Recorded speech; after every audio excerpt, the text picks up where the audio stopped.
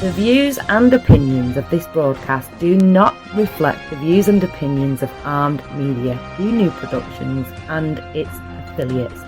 Enjoy the show.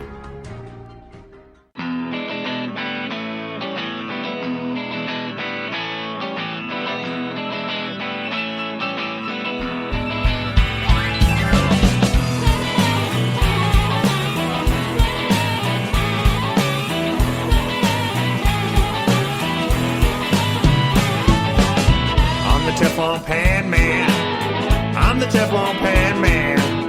Ain't nothing gonna stick on me. Hello, everyone, and welcome. It's the 18th day of September. This is All You Can Eat, the podcast about deliciousness, coming live to you from New York. I'm your host, Rob Rosenthal. Welcome to the show. And got a lot of stuff for you this evening, so welcome back. And welcome to those who are popping in for the first time. This is episode number 64 of All You Can Eat. Will you still need me? Will you still feed me when I'm doing episode number 64?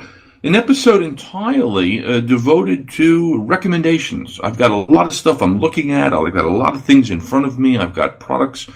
I've got parties. I've got wine. I've got a lot of things to tell you about because tonight I am Rob, the recommender, Rosenthal. So many things to recommend. Coming to you live, as I said, 18th day of September here in 2019.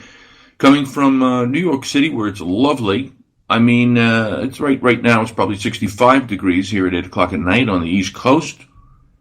But you look at the forecast for the week. In fact, let me just open that up right now. There's the forecast for the week.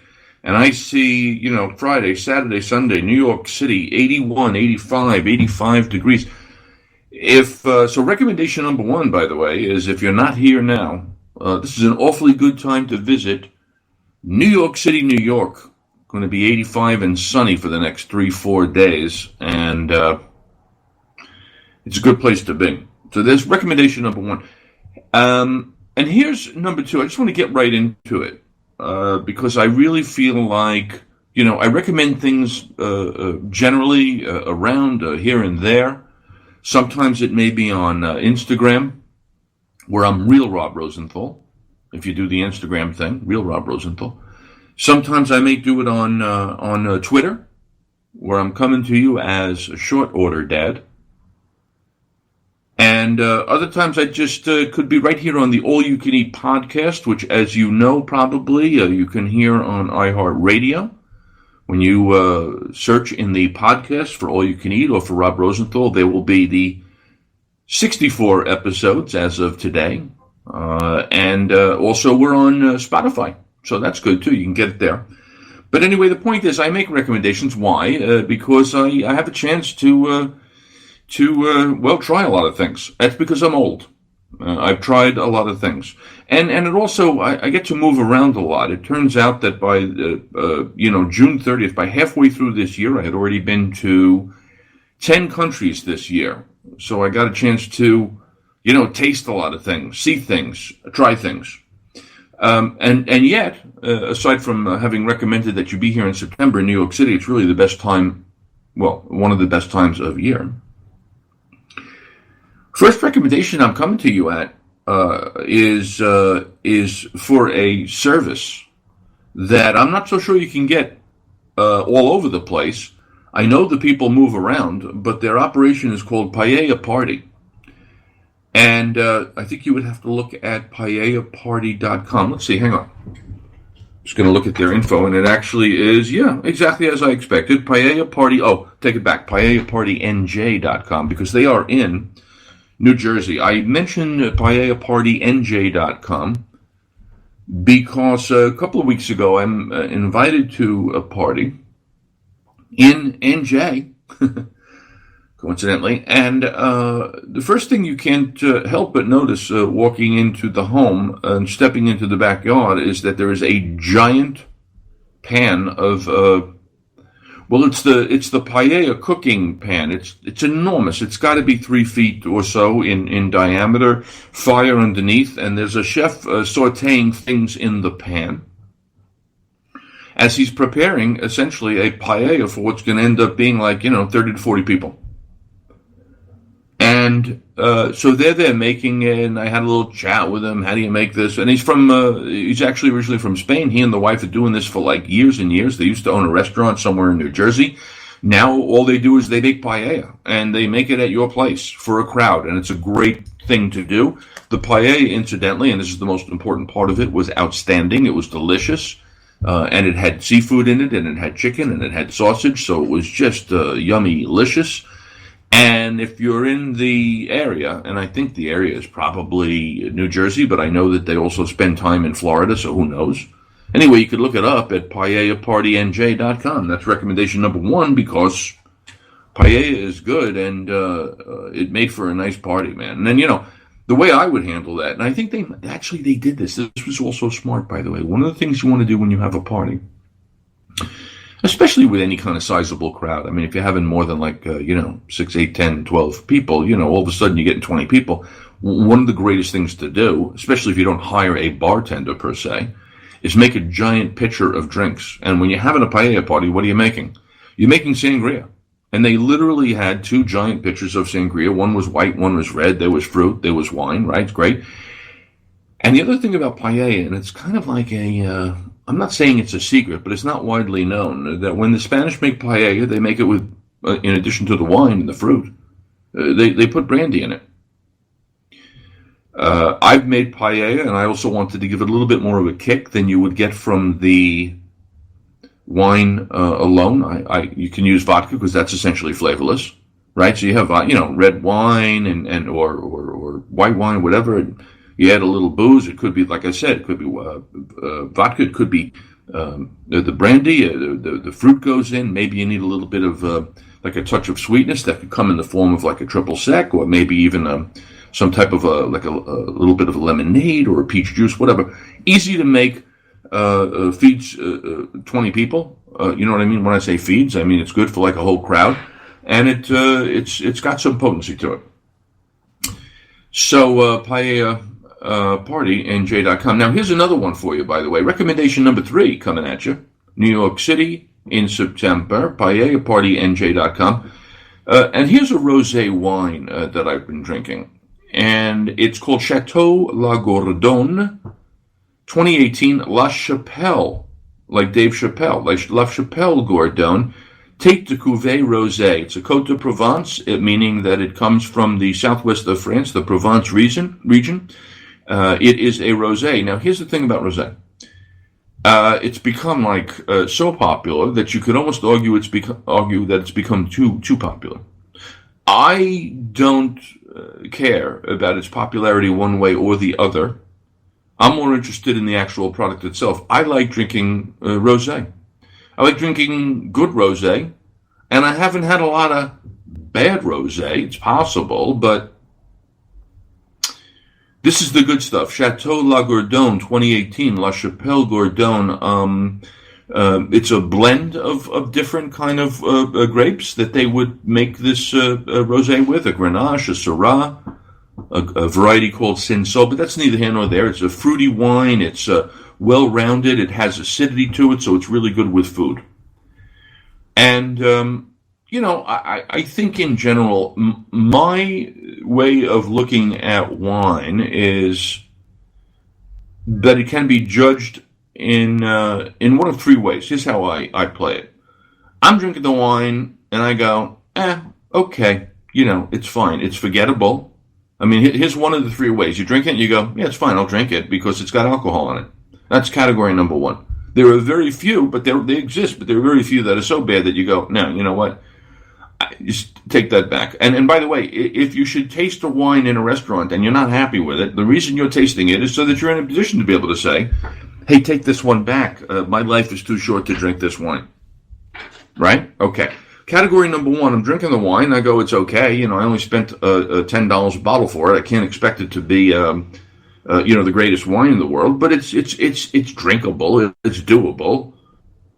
Fine. Category number 2, you take a sip of wine and you go, oh, this is pretty good. You know what I mean? This is wow, this is better than the usual stuff that I drink. That's good. And then finally, there's that. I just want to keep it simple. You know what I'm saying? There's only three categories. The third category is that you take a sip of something and you go, oh, wait a second, I didn't. That's extraordinary. Oh, that's really good. This is some really good wine. Now, what does that mean? Here's the thing about wine, the other part of the story. We all have our own taste buds, some more sensitive, some more delicate, some more nuanced, some whatever. Everybody has their own fingerprint. Every snowflake is different. Everybody who tastes a wine doesn't have to agree with the critic. There are, however, certain wines that would be considered by people that have sophisticated palates, by experts, to be extraordinary. So whatever your classification is, here's the point of the story. I like a decent rosé, and I particularly like it now because it actually helps me extend the summer. Most people, the summer is over. They went back to school. Sorry. The summer doesn't end officially until this very weekend when it's going to be 85 where I am. So it's still summer for me. And so I'm still drinking a little bit of a rosé. And I may drink it beyond the summer, but I'm just saying right now, kids, Chateau La Gourdon 2018, La Chapelle Gourdon, Tête de Cuvée Rosé from Provence, actually rated 91 points by Wine Enthusiast. This is not a shabby wine. Run you, I'm going to say, $24 a bottle, and worth it. Chateau La Gourdon. Okay, so that was recommendation number 3. Now, here's another one.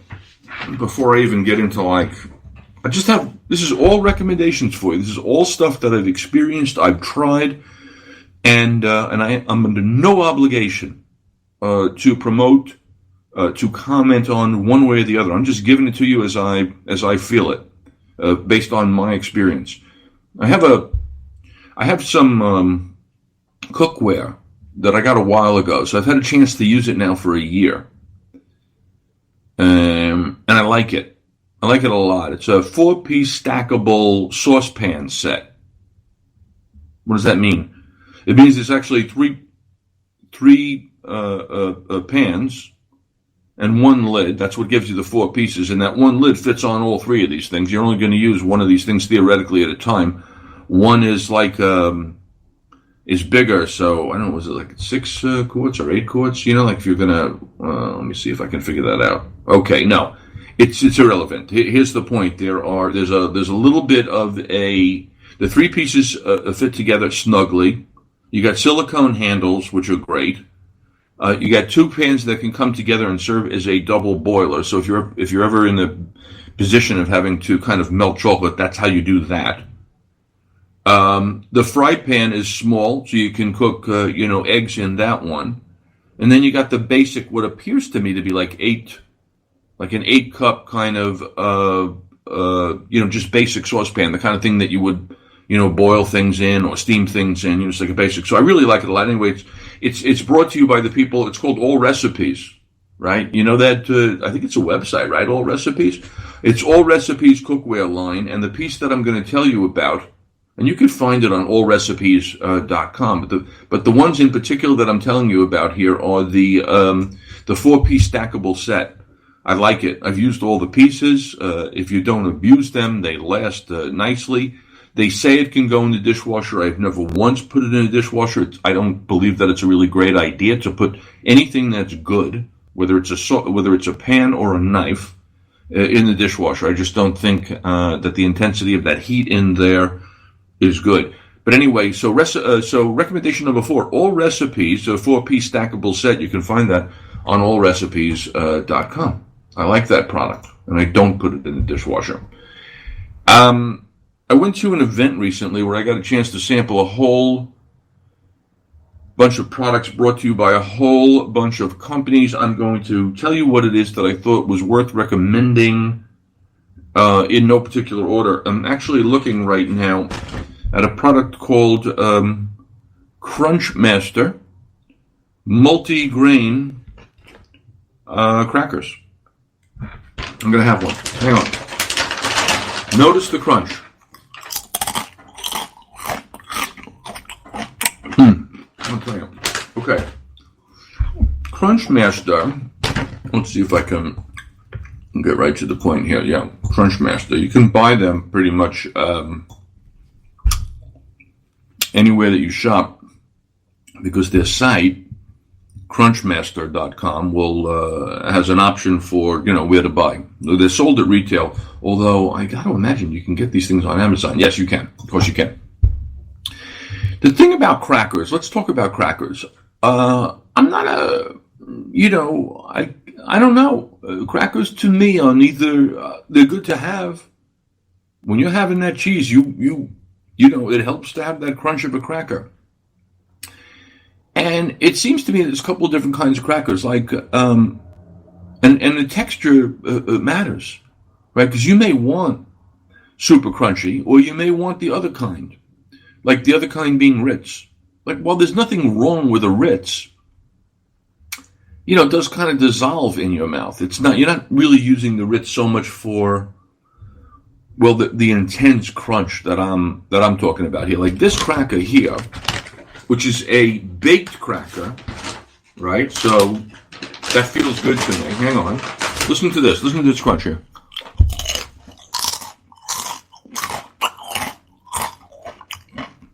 Now, it's not only the crunch, but Crunchmaster here is offering you crunchy baked crackers with whole grains, seeds, and the taste of garden vegetables. So this particular package here is made with vegetables. It's called the garden vegetable variety. And we're talking about crackers that are gluten-free and have no artificial colors and use 21 whole grains. And they're peanut-free, the facility, and there's no cholesterol. And most importantly to me, even if all that were the case and they weren't exciting to me to eat, I couldn't recommend them. These are really good. I had to put them away before, so I didn't finish them before the podcast. Like, they're just delicious. Hang on, sorry, one more, and I hope this isn't rude. This is a really good cracker. So like I said, with Crunchmaster, you can find them in your supermarket or wherever you shop, because they're distributed everywhere. But you can also go to the Crunchmaster site, and one of the options you have is to go to Amazon and buy the product on Amazon. I'm going to click that link, right? Okay. So I'm in Amazon, and now I'm looking at Crunchmaster, and I'm seeing everything from gluten-free, better ingredients, healthy, blah, blah, blah. Gluten-free, non-GMO, no artificial flavor, color preservatives, whole grain goodness, cholesterol-free, 3 delicious flavors. One of them is multi-seed. I thought that was excellent too. Finished that already. Now I'm into the garden vegetable, which is really terrific. Apparently there's some other flavors, like Tuscan, what else? Oh, Crunchmaster, roasted garlic. Okay, yeah, roasted, chili, basil. So lovely product. Highly recommended. Crunchmaster. You can find it at crunchmaster.com. Yeah, I really like that. Okay, now, next up, let's see, what do we have next? I'm going to say, oh yeah, this one was surprising to me. A product called Yondu, Yondu. Yondu. Now, let me tell you, I'm going to put this to you in kind of reverse order to explain what this is. After I give you all the kind of the check marks, all the things that make it kind of right for today, let's say. Yondu, USDA organic, check. Non-GMO, check. Gluten-free, check. Vegan, check. No artificial ingredients, check. No preservatives, check. No MSG added, check. So what is it? It's basically it is a flavored, all-purpose umami seasoning sauce for plant-rich cooking. So let's back up here. What are we talking about?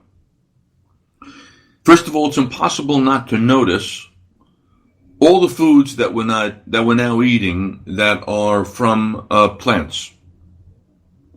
I mean, one of the biggest crazes in America right now are these burgers, right, that are made from vegetables. And so what you're seeing now, and you're going to see more and more of, is kind of like plant-based food.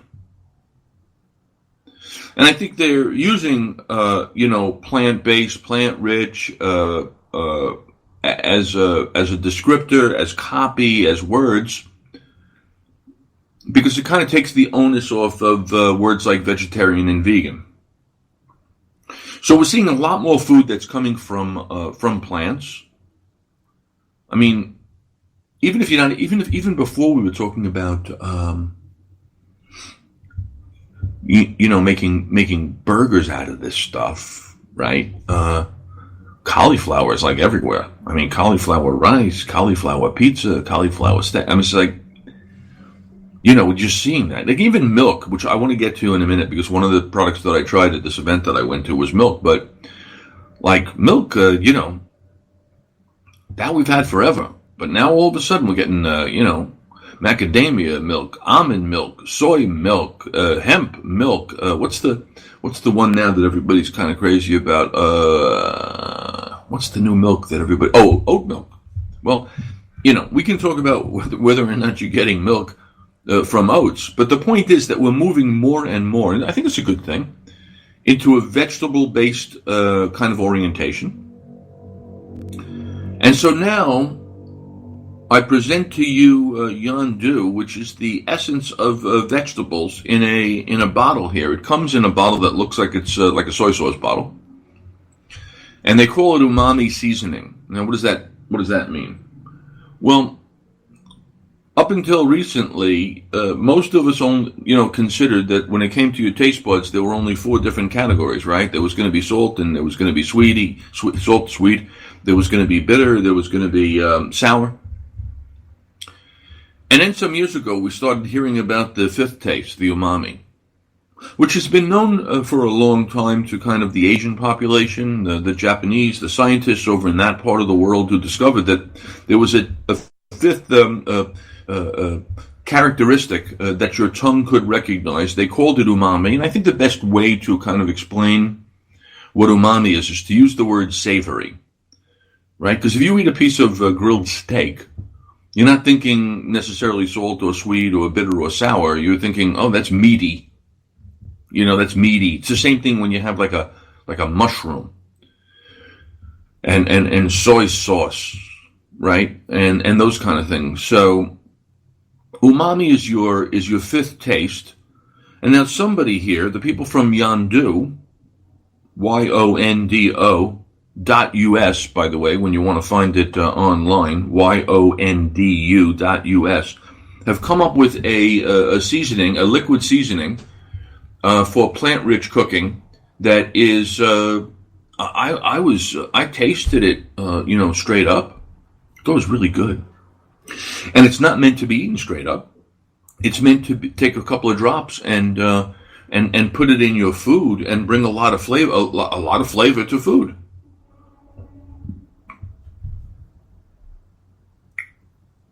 Let's see. Somewhere in front of me, I have, let me see if I can find the recipes. Oh yeah, Yondu. Oh yeah, here we go. Yondu. How to use it. Yondu, organic, all-purpose seasoning. Oh, how do you make it? You make it from fermented soybeans and simmered vegetables.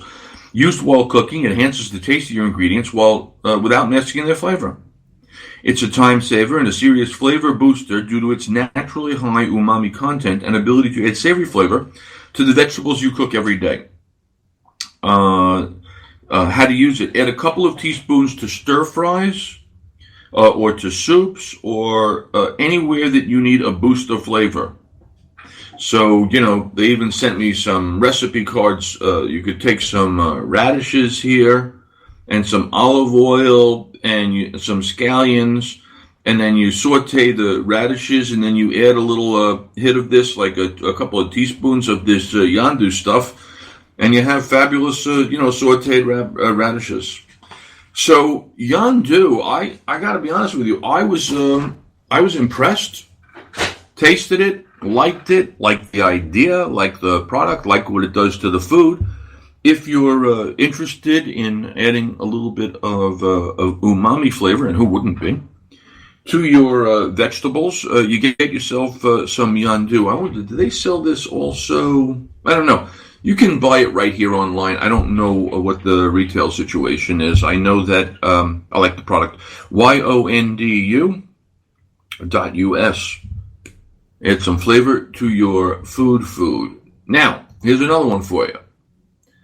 The Savannah Bee Company. I can't tell you how important bees are to us as the human race, but I can tell you that they're important. Like, really important. Like, if bees go away, we're in deep doo-doo. The Savannah Bee Company, let's see, I was just going to check if I'm actually on their site right now. And, yeah, I guess they're down in Savannah, Georgia. That would make sense. Otherwise, their name would be kind of silly, wouldn't it? They put out a lot of product. I'm going to tell you what I tried and what I like. Like, you can go to their site. They have raw honey. They have flavored honey. They have honeycomb. They have beauty products. They have lifestyle products, etc., etc. What I tried there that impressed me was that they do this honey sampler. I guess it must be perfect for holiday season coming up.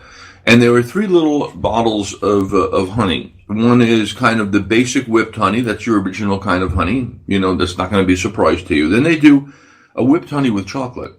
And I tried it, and I thought, oh, you know what? That's some tasty right there. And then they did a whipped honey with cinnamon, and I was like, hey, wait a second. Whoa, that's excellent. How do you use honey? I mean, I drink tea, so I use honey in tea. Obviously, it can be used in baking. It's certainly fine to use in food. Some people put it out when they do their, their cheese tray. There's a little bit of honey on the side with those lovely Crunchmaster crackers and some beautiful cheeses from around the world. So the Savannah Bee Company, but then they also put in front of me, and I was really, I didn't know, I'm actually holding it right now. I am holding an entire square, basically the size of a deck of cards, of raw honeycomb. Like honeycomb. Like, this is what the bees actually built. So it's a chunk of honeycomb, and I was encouraged to taste it, and I did. And I was, I don't know, I don't want to overuse blown away, but I was excited by how great it was. Like eating the actual honeycomb. It was just so intense. It was just so pure. It was just so honey. This piece of honeycomb, I'm guessing by looking at the package, is actually coming in from packaged in Savannah, but it's a product of Hungary. And it is entirely edible. And since there's a star on it, it appears to be kosher, and it is hand out directly from the beehive frame. Cut from the frame, and it's just outstanding. Savannah Bee Company. And don't forget that Hippocrates himself was the one that said, "Let thy food be thy medicine." A lot of people think that honey has medicinal property. Oftentimes, if you've ever heard of it, it's Manuka, Manukka. Anyway, Manuka honey. But I'm here to tell you about Savannah Bee Company. I like the cinnamon, I like the chocolate, and I love eating directly from this, from the honeycomb itself. You can find them at Savannah Bee Company. Now, here's another thing I discovered. I mentioned before this whole thing about milk and where milk comes from. Because when I was growing up, there wasn't any kind of such thing as an almond milk. You drank milk. I don't even remember there being, there was probably skim milk or whatever. I don't remember there being 1,000 varieties of light and low fat and lactose free. There was basically just, it's kind of like you had milk or maybe there was skim milk. I don't know. But I know there was milk. And now all of a sudden you go to the supermarket and like I said, you got your soy milk, you got your almond milk, you got your, now you have your oat milk. There's 1,000 different kind of milks. The milk industry is not so happy about this, as you can understand. Milk industry takes the position that milk comes from the cow. I'm not here to argue the politics one way or the other. I think you could certainly make a case that milk comes from the cow. Whatever's coming from the nuts, you can like or not like. I am here to recommend to you, by the way, as your Costco hoe. I only discovered it there. I'm an almond milk user. I have been, but then all of a sudden I pop into the Costco recently, and they're selling macadamia milk, and I'm thinking to myself, I like a macadamia nut. So you bring home macadamia milk, and when you bring it home from Costco, you're committing to 6 boxes of it, right? It's not just like I think I'll have a try with a pint. No, I'm sitting on 6 quarts of macadamia milk. And here's what I want to tell you: this stuff is freaking great. It's more fattening, more higher calorie than the almond milk. So if almond milk is is 30 calories for a portion, this is probably 50. But from a taste perspective, I mean, the stuff is magnificent, right? I don't know how they make it. I'm hoping they don't add much to it, but whatever they do, almond milk's good. Anyway, I'm at the event, and there are the people from the milk. I don't know. Well, see, let me tell you exactly where they're from. I don't want to mislead you. The milk people, where are they from? Give me 1 second right here. Milk, love what's real. Interesting.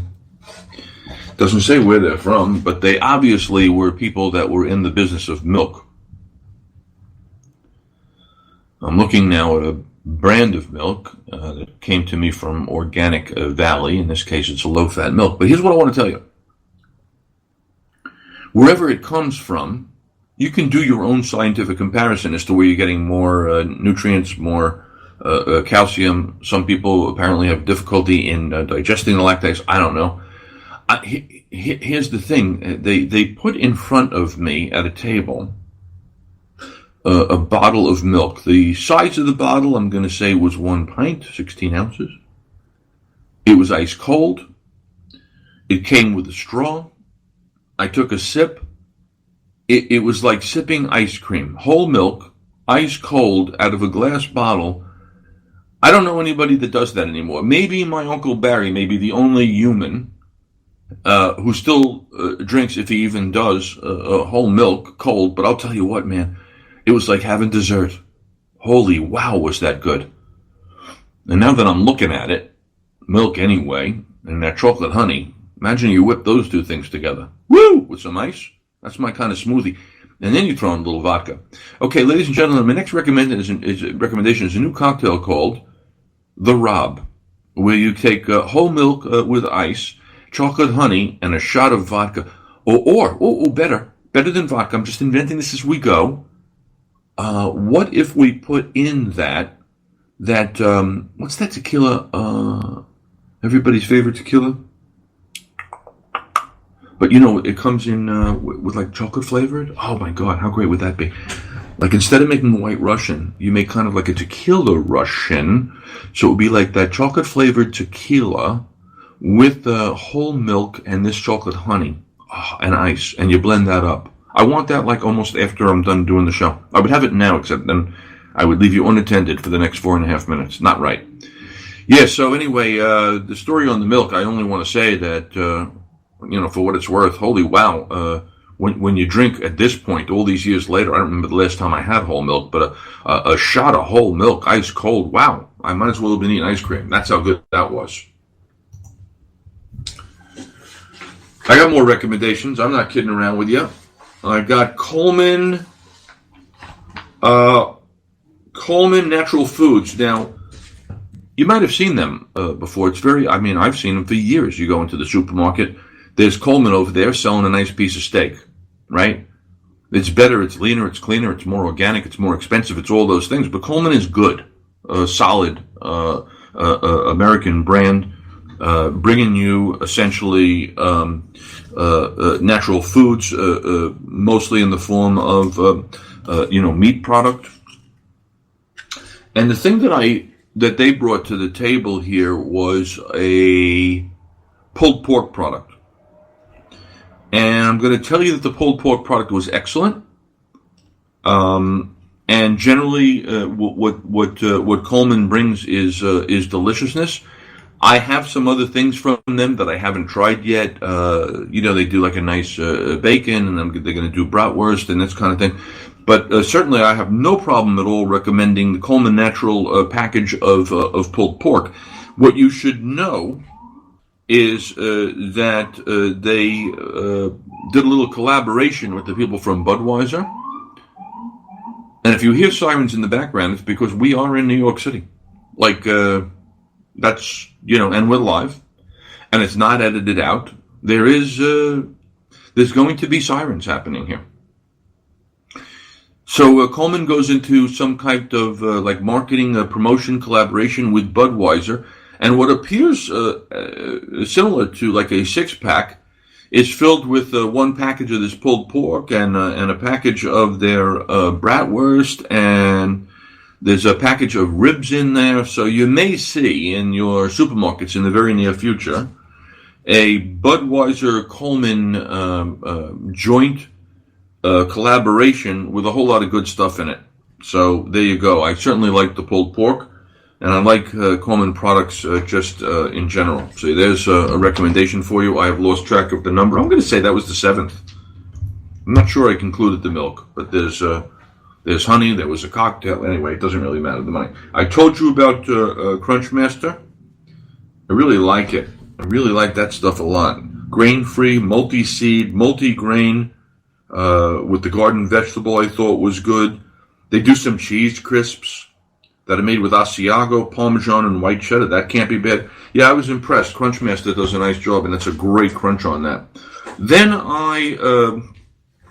what else did I see there that day? I saw the Little Potato Company, and I already recognized the Little Potato Company from my shopping over at the Costco, because not sometimes, but I like to pick up a bag of the little potatoes from the Little Potato Company over at the Costco.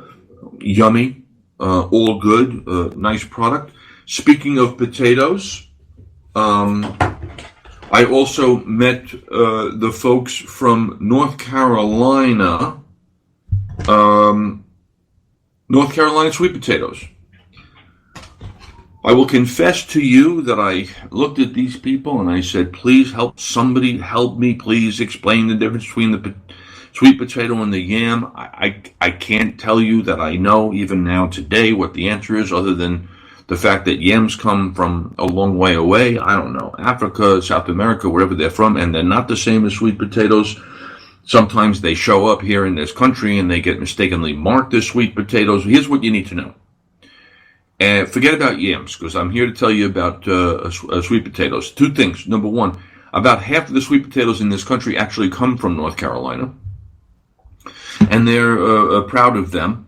They grow them, they pack them, they certify them, and, they're sweet potatoes. But the other thing you need to know about sweet potatoes, aside from North Carolina, is that, sweet potatoes are one of the superfoods, right? I mean, I talked about the Little Potato Company, and nobody doesn't like a little potato. Roast it, fry it, or mash it. But purely from a health perspective, get your hands on the sweet potatoes. The Center for Science in the Public Interest, CSPI, lists sweet potatoes as the healthiest food. Period. One medium sweet potato provides about 100 calories, 2 grams of protein, 25 grams of carbohydrates, and that's good carbohydrates, and 4 grams of fiber. Sweet potatoes provide a balance of nutrients, are absence of saturated fat and cholesterol, and are high in vitamins, minerals, antioxidants, and fiber. Sweet potatoes are good, my friends, wherever you get them from. That would include North Carolina. The Dole Company, you know them. You know Dole Pineapple, you know Dole whatever. They're a big company, California-based. Do not have the product in front of me, but I'll tell you what it is that they're doing. They're essentially bringing a lot of good California vegetables to the supermarket. Oftentimes what they're doing is packaging them for you, meaning that you can buy a bag of Dole salads. So I tried some, and it's lovely. And if you're the type of person that doesn't feel like, chopping and cutting and cleaning and rinsing and all that kind of stuff, Dole's doing a good job packaging a whole lot of different varieties of salads. And it's smart because basically not only are we moving in the general direction of more vegetables, we're moving to make things easy. Of all the things that I make, and I cook with regularity, like a lot, of all the things that I make, the thing that I hate making the most is salad. I just don't have the patience, to chop up all the ingredients, because I use, I'll put carrots in it. Obviously, there's going to be some lettuce. I might have a little bit of red onion. There's going to be some cucumber when tomatoes are in season. Maybe there's corn, maybe string beans, whatever. It's a pain in the butt. I just am not in the mood. Well, anyway, the point is I do it because that's me. But I commend Dole for doing all the work for you. So I tried some of this stuff. It's good. You go into the market, you buy those packages of Dole, ready-made kind of salads. What else can I tell you? What else? Coleman Crunch, organic Dole. There was something else. Hang on. Oh yeah, there we go. Amazing. Sweet potatoes, we talked. Milk, we talked. Little potatoes, yes. Yandu, I love. The Bee Company. What are they making over here at, let's see if I got this one right. Somebody here. Danish Creamery. I don't know where to tell you to find Danish Creamery. But again, a California-based company making high-end butter. And my recollection is that the butter that they're making there at the Danish Creamery, and by the way, that's the thing about butter. It's surprising, but, the butter in other countries, talking French, I'm talking Danish, I'm talking Norwegian, I'm talking Irish. When Kerrygold butter comes here, it's actually the largest import of butter and imported brand in this country. But the point is, when they're making butter over there, they're making like their butter is better for some reason. Well, one of the reasons it's better at the Danish Creamery is because it's a European style butter, so it's slightly higher in butterfat. So instead of 80, 82, instead of 82, 85, whatever the number is, what you need to know is that it's higher in butterfat, which essentially gives it a richer, fuller, taste. For my money, more umami. I like the Danish Creamery butter, and so there's that. What else did I try there? I know there was one more thing. Oh, I tried those chickpeas. I'm going to say that those had to have come from the Saffron Road Company. Yeah, chickpeas are another one of those things. I don't recall ever in my life growing up having chickpeas. And then somewhere they showed up, and now they won't go away. And I don't mean that in a bad way. I like the heck out of chickpeas. They are legumes, and I don't eat them raw. But when they're cooked, they are yummylicious. There's a couple of ways you can cook them, right? You can drop them on a tray and put them in your oven at 400 degrees, seasoned with nothing more than maybe some olive oil and some seasoned salt, whatever your favorite flavor is. You can do that same thing in a saute pan, in a fry pan on top of the stove. Put on the fire, about halfway, throw a little oil in the pan, drain a can of chickpeas. And when I say drain a can, I'm never using fresh chickpeas. I'm not peeling, I'm not waiting overnight, I'm not soaking. There's nothing wrong with draining a can of Goya, chickpea in 16-ounce pans. And when I say drain it, I get rid of all that goo that they package it in. Give it a little rinse of water. Sprinkle it on a tray, one that you can put in your oven or in your toaster oven, or you can, like I said, you can put it on right on top of your stove. Hit it up with some oil, and then drop a little salt on it if that's what it is that you want. I use, and I've been making these, I've been roasting these things for a while. I use the that chili lime seasoning from Trader Joe, together with the, what's that other stuff over there that I like? Oh, it's the cumin is fine, but I'm actually using a chipotle because it brings a little smokiness to it. So chipotle, chili lime. The chili lime has enough salt in it. So you drop those. I put them in my toaster oven.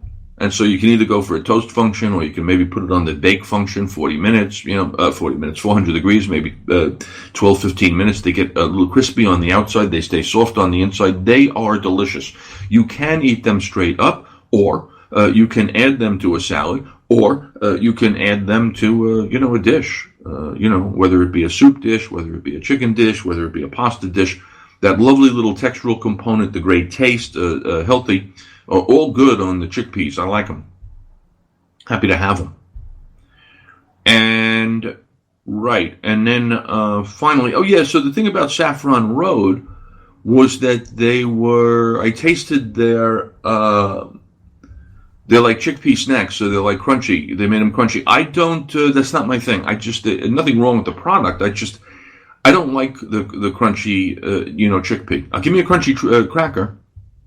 I don't want a crunchy chickpea. I want my chickpea like I make it, which has the toastiness on the outside and then the lovely kind of soft, creamy texture on the inside, beautifully flavored with however you want to flavor it. But they also had kind of like what do you call it? Like a masala? Yeah. They also had Saffron Road did in a package. A chickpea masala. So you have the chickpeas that are coming in that Indian sauce, and that Indian sauce is kind of tomatoey and buttery and a little bit creamy. The package that it comes in is dropped right into boiling water, and 5 minutes later you're eating Indian, basically chickpea masala. Lovely. If that's your thing. Nothing wrong with it. Rich, good, tasty, yummy, good. So I think that we have covered it. And just to recap, I would like to know, how many things did we recommend so far today? Certainly there was the paella party. We started off with the cookware. That's 2. I had that rosé was 3. My multigrain crackers were 4. We did some honey was 5. We talked about that pulled pork. That was number 6. Sweet potatoes are number 7. Little Potato Company is 8. Cal Organic, what were they doing? Oh, I didn't talk to you about Cal Organic. Great brand, California-based. Let's see. I lost track of what Cal Organic is doing, and you can see it. Like, you could buy, big bags of like organic carrots from California. And but what they were serving up that day was 2 things, Cal Organic, that I liked. They took the rainbow carrots and they cut them into like little, chip size. Now those are crunchy, but that's a different type of crunch. That's the crunch that you get from kind of like a real raw, veg. So they took multicolored, what they would call rainbow carrots, organic, California-based. They cut them up into chips, which you can do also. And they packaged it and they sell that. And they're a good brand, and it's a healthy, product, and it's pretty to look at, like that purple, orange, yellow, that kind of thing. Great. They also sold, which was interesting to me, sliced up radishes. Radishes are one of those vegetables that are, I think, underappreciated, underused. I'll be frank, it's the kind of thing that I buy predominantly at the farmer's market. Because someone pulled it out of the ground and brought it over there, and sometimes they're big and they're fat and they're red. And what do you do with those things? I mean, you can certainly eat them raw. And by the way, they can have a bite. Like, they can be mellow, or they can be like, whoa, that's got a little hello. That's got a little bite to it. How do you serve them? I asked the folks from Cal Organic, how would you, sometimes we eat them raw, sure. Use them to kind of, because they're the right shape, you can dip them into things. Hummus, beet hummus, as an example. And the other way is that, you could roast them. I've never done that in my life. I've never cooked radishes, but I'll tell you what I do. And this is just like kind of a rip-off of somebody's idea, probably the Brits, of like a pre-dinner kind of, palate cleansing, stimulating type of appetizer thing. You slice up a nice big fat chunk of radish, and you smear it with some high-quality butter. So this is where that whole, Danish creamery, thing comes in. You get yourself a nice thing of butter. And you smear a little bit of butter on that big chunk of radish, and then you drop on top of it a nice, coarse sea salt. Right? Sure, you got kosher, use that. You got something that's a little bit coarser, use that. And that's a lovely little crunch to have before dinner with your martini. So, Cal Organic, whether it's going to be carrots, rainbow cut up into chips, good, radish, whatever, that's another recommendation. So that, you got the dole is 2, yandu, that sauce that I really, that umami sauce that I really like, 3, Coleman, 4, sweet potato, 5, Danish creamery, Savannah, 6, 7, little potatoes, 8, saffron chickpeas, 9, I'm just doing a recount here. How many things were recommended? Bees, I think we said that. That was 10. We talked a bit about honey. And then 11. And then maybe that cocktail that I invented. You got a dozen things here. You got those Crunch Master multigrain crackers. And so there's a whole... there's the Cal Organic. Right. So there's a whole lot of things that I've recommended for you tonight. And should you want any more information on any of those things, you know that I'm kind of easy to reach. Because like I said, if you go to Instagram, I'm Real Rob Rosenthal. If you go to Twitter, I'm going to be Short Order Dad. If you go to my Facebook page, that's going to be Short Order Dad on Facebook. So, and if you wanted to email me, shortorderdad at gmail.com. So I'm easy to reach if you have questions about any of these products or anything in general. I'm around for the time being. But there's another trip coming up. I'm heading back out of the country. I was invited to go to a vineyard outside of Madrid. I'll be heading there and we'll be reporting on that because, first of all, Spanish food of the top 10 countries, I think, to eat at in the world, or at least, well, I'm going to say top 10, but it could be top. It doesn't matter. Everybody has their own list. Spain is a great place to eat. They got beautiful, beautiful food. They have delicious wine. I'm going to be checking that out at the end of September, beginning of October. I will report on that to you. And let's see. Here's another one. I'm going to just throw out one more in the short time that we have remaining.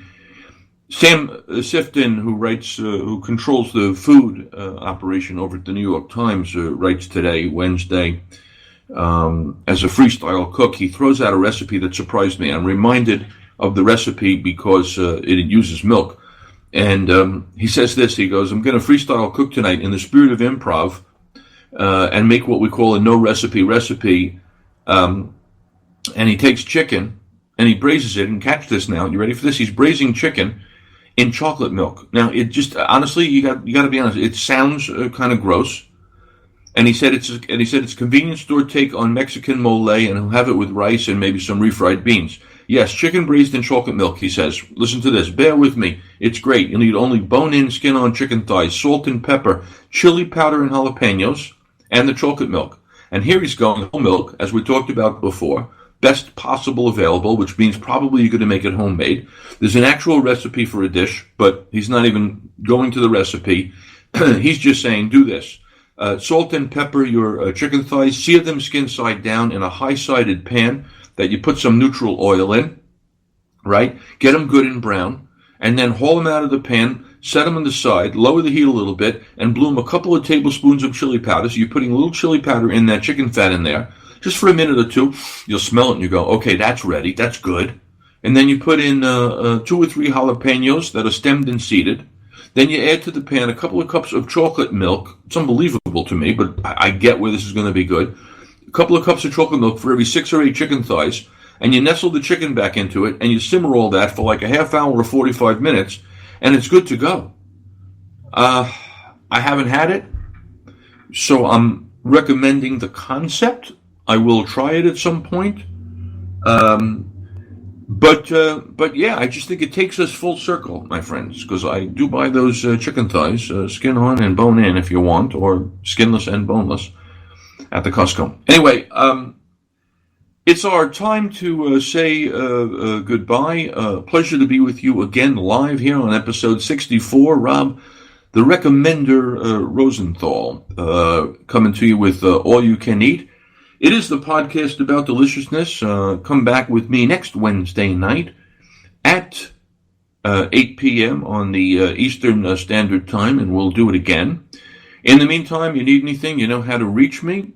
And if you're interested, you can pick up my book, Cold Short-Eyed Dad, One Guy's Guide to Making Food Fun and Hassle-Free. It is available to you in all the places that you can buy books, by which I mean online places, particularly Amazon and that kind of thing.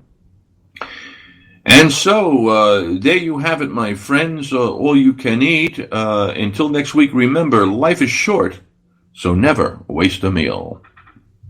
I'm the Teflon Pan Man. I'm the Teflon Pan